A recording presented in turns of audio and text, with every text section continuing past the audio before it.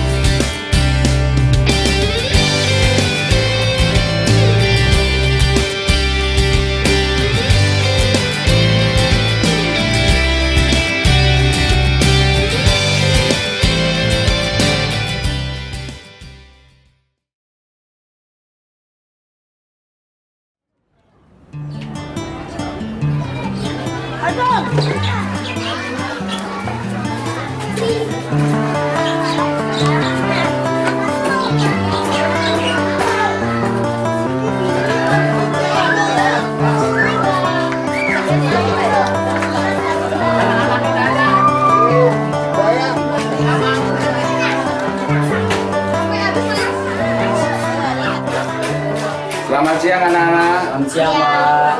Ya, hari ini kita mau belajar tentang himpunan untuk kelas 7 dan lingkaran untuk kelas 8 ya.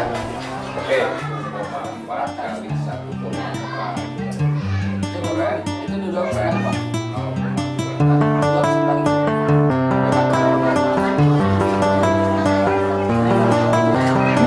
yang kerennya apa?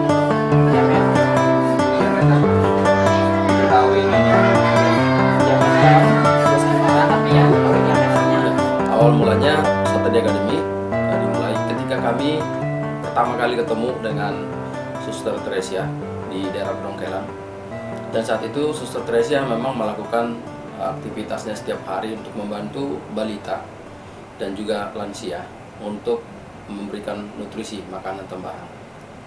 Nah, kami bertemu dan akhirnya kami coba keliling melihat keadaan di sana, dan memang masyarakat di sana masih banyak anak-anak yang seharusnya sekolah tapi mereka nggak pergi ke sekolah. Nah, kami coba bicarakan, ternyata memang di daerah Pendongkelan benar-benar belum mengerti benar tentang pendidikan.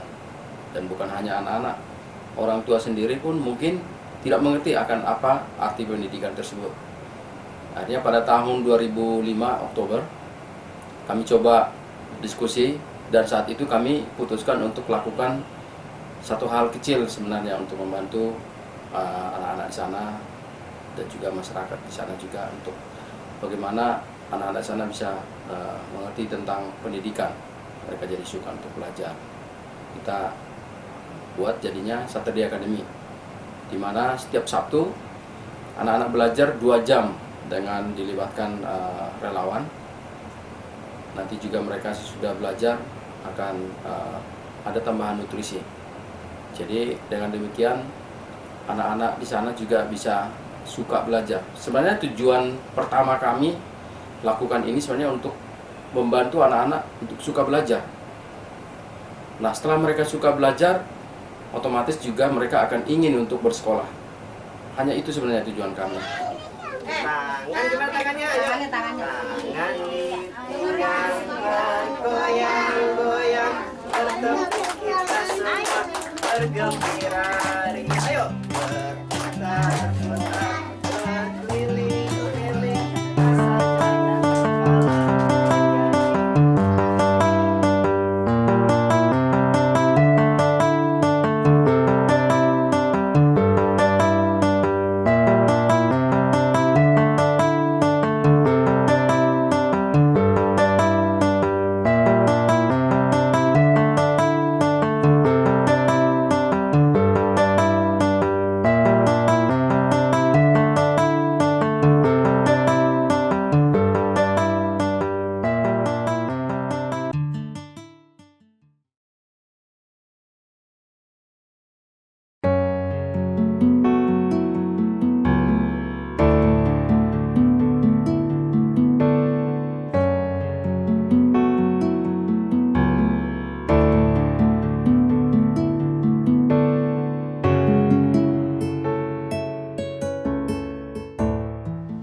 Penyakit TB adalah masalah yang besar di Indonesia. Hal ini bisa terjadi karena faktor ekonomi. Ekonomi yang kurang membuat mereka tidak mendapat pendidikan yang layak. Hidup mereka juga tidak sehat dan tidak mampu membiayai untuk pengobatan. Melihat masalah tersebut, pada tahun 2000, Heart Indonesia bersama para mitra menyelenggarakan sebuah program yang bernama TB Control yang berlokasi di Walang Baru, Jakarta Utara.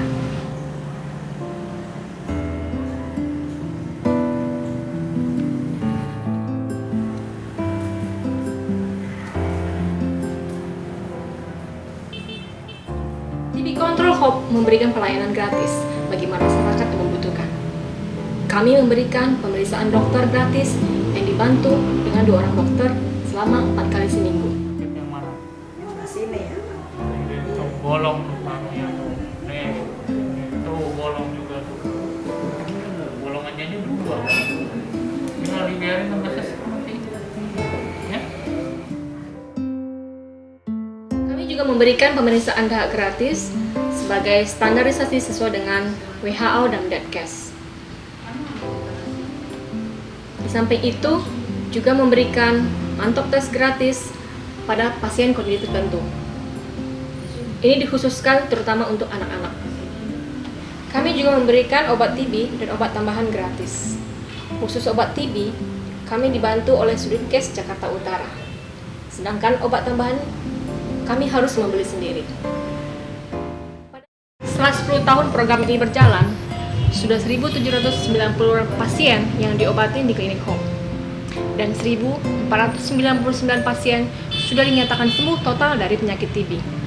Sedangkan untuk PMO, sudah 1.670 yang diberikan penyuluhan. Kami memimpikan mempunyai mitra-mitra baru, itu di bidang X-ray dan farmasi. Dan juga berharap program ini dapat dilaksanakan di berbagai tempat di Indonesia untuk membantu terjangkaunya pasien-pasien yang menderita penyakit TB.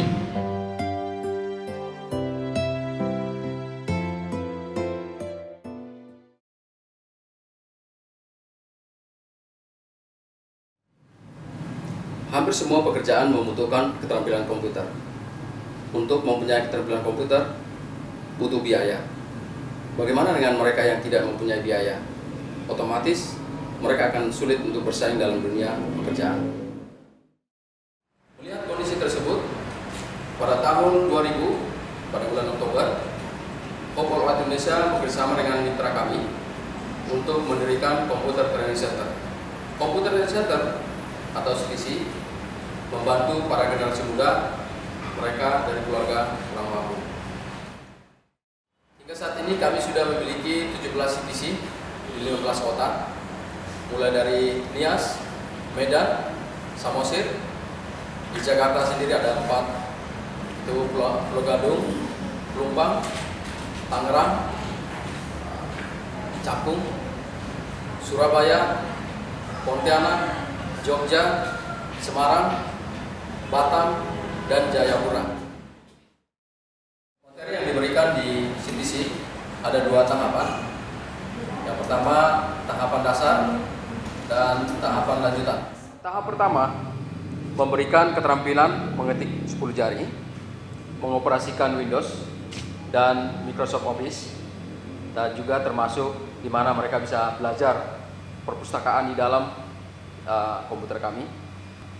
Sedangkan tahap lanjutan terdiri dari 3 materi, yaitu internet, teknisi, perangkat keras, dan desain grafis. Pemberian program ini disesuaikan dengan kondisi kebutuhan di masing-masing kota. Metode yang digunakan dalam Computer Training Center terdiri dari 30 berbanding 70, yang artinya 30% teori dan 70% praktek. Seluruh proses pembelajaran dari mulai registrasi hingga kelulusan dilakukan dengan sistem berbasis web. Siswa yang belajar di CTC sudah mencapai 3.200 siswa, sedangkan yang sudah lulus 2.930 siswa. Banyak alumni yang sudah lulus dari Hope Computer Training Center. Mereka sudah bisa bersaing dalam dunia pekerjaan.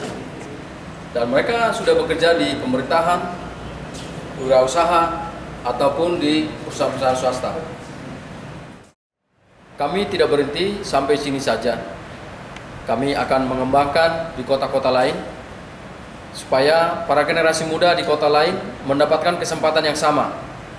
Mereka bisa memiliki keterampilan komputer, dan mereka bisa juga bersaing di dalam dunia pekerjaan.